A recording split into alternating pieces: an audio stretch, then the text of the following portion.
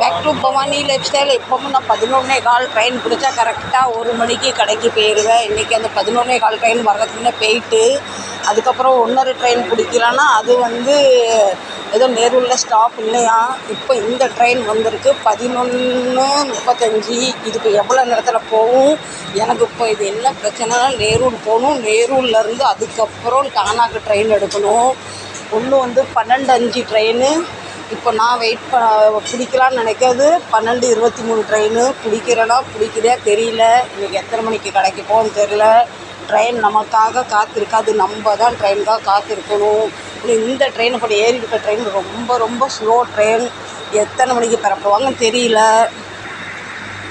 என்றைக்காவது ஒரு நாளாவது நான் டைமில் பரப்பிருக்கேன். நான் வீட்டில் வேலையே ஓய மாட்டேங்குது. வேலை ஓஞ்சி வரலன்னா கீழே யாராவது கிடச்சிடுறாங்க. என்னன்ட்டு நீங்கள் கிடைக்கிறது இல்லை. இன்றைக்கி இதுக்கு லேட் ஆகிட்டுனா எங்கள் பில்டிங் மேனேஜர் ஒரு 1/2 மணி நேரம் ஒரு பர்சனல் பேசியிருந்தார். அதில் ஒரு 1/2 மணி நேரம் வேஸ்ட் ஆகிட்டுனா எனக்கு என்ன செய்யப்படும் எனக்கு தெரியல. நெஞ்சு பக்கு அடைக்குது. 12:15 ட்ரெயின் விட்டுட்டேன்னா பின்ன 12:45 ட்ரெயின் தான். பின்ன நான் 2 மணிக்கு தான் கடைக்கு போவேன். இவர் சும்மாவே கீறுவார். அது என்ன பார்த்தோம்னா அவருக்கு என்ன ஆகும் தெரியாது. இதில் யாரோ மெசேஜ் வேறு பண்ணிட்டாங்க, வாங்க பார்க்கலாம் இன்றைக்கி எத்தனை மணிக்கு ட்ரெயின் கிடச்சி நான் கடைக்கு போகிறேன்னு. 15 நிமிஷம் ஆகிட்டு. ட்ரெயின்கார அண்ணாச்சி எத்தனை மணிக்கு எடுப்பாங்க சொன்ன டைமும் கடந்துட்டு என்னாச்சேன்னு தெரில. நடப்பது அத்தனை நன்மைக்குன்னு சொல்கிறாங்க. ஆனால் எல்லா விஷயமும் ஏற்றுக்க முடியல. இன்றைக்கி நான் அநியாயம் லேட்டு. வராங்க போகிறாங்க. அடுத்த ட்ரெயினுக்காக இங்கே ட்ரெயின் வரலன்னா இப்போ நான் ஏறி இருக்கிறது ஸ்லோ ட்ரெயின், சரிங்களா? ஃபாஸ்ட் ட்ரெயின் அந்த பக்கம். வாங்க, நமக்கு ஃபாஸ்ட் ட்ரெயின் வருது, ஓடி போய் பிடிச்சிடலாம். இந்த ட்ரெயினை விட்டுன்னு இறங்கிட்டேன். இப்போ அடுத்து ஃபாஸ்ட் ட்ரெயின் வந்துட்டு இதில் ஏறிடலாம். அந்த ட்ரெயின் கரெக்டாக 12:23 எடுத்துருவான். அதான் டென்ஷனாக இருக்குது. இன்னும் அந்த 10 நிமிஷம் தான் இருக்குது. 10 நிமிஷத்தில் நேரில் சேருவானா எனக்கு கன்ஃபியூஸாக இருக்குது. கூட்டம் வேறு லபோன்னு என்னை தள்ளி விட்டுருமோன்னு பயமாக இருக்குது.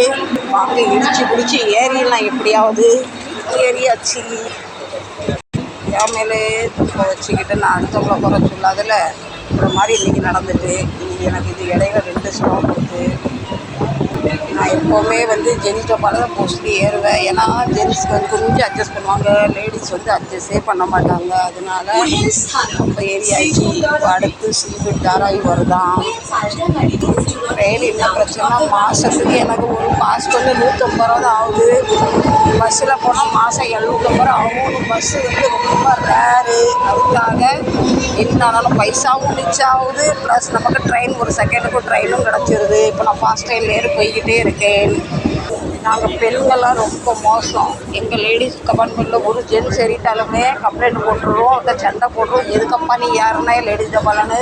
ஆனால் நாங்கள் பெண்கள்லாம் என்ன செய்கிறோம், ஆண்கள் டபுள் ஏறிக்கணும். பாவம் ஆண்கள் யாருமே ஒன்றுமே சொல்லாமல் அப்படியே அமைதியாக நிற்கிறாங்க. இதில் ஆண்களுக்கு ஒரு சல்யூட் அடிக்கணும். ஆண்கள் நிறைய விஷயம் விட்டு கொடுப்பாங்க. ஆனால் பெண்கள் நம்ம யாரும் விட்டு கொடுக்கறது இல்லை. உடனே காய்ச்சி மூச்சுன்னு சத்தம் போட ஆரம்பிச்சிடுறோம். இது சிம்மு ஸ்டேஷன். இதில் இறங்குறாங்க. அடுத்து தான் நேரு. எனக்கு ட்ரெயின் கொஞ்சம் இதாகிட்டு நம்ம இங்கே நின்றுக்கலாம். அப்புறம் இறங்குறதுக்கு டக்குன்னு இறங்கலாம். நான் இங்கே நிற்கலாம்னு நினச்சேன். தம்பி வேறு நின்றுட்டார். இறங்கி ஓடுறது கரெக்டாக இருக்கும்னு நினச்சேன். உங்களுக்கு இந்த மாதிரி ட்ரெயினில் போகிற அனுபவம் இருக்கா சொல்லுங்கள். நீங்கள் ஆஃபீஸ்க்கு எப்படி போகிறீங்கன்னு சொல்லுங்கள். இப்போ வாங்க இறங்கிடலாம். நமக்கு நேரு ஸ்டேஷன் வந்துட்டு இறங்கி நம்ம ஓடலாம். இன்னும் நம்மள ஒரே ஒரு செகண்ட் தான் இருக்குது. சாரி, 1 நிமிஷம் இருக்குது. எல்லாருமே ஓடுறாங்க, என்னை தள்ளி விட்டுட்டு ஓடுறாங்க. ஓடுங்க. நான் ஐயோ ட்ரெயின் போயிட்டேன்.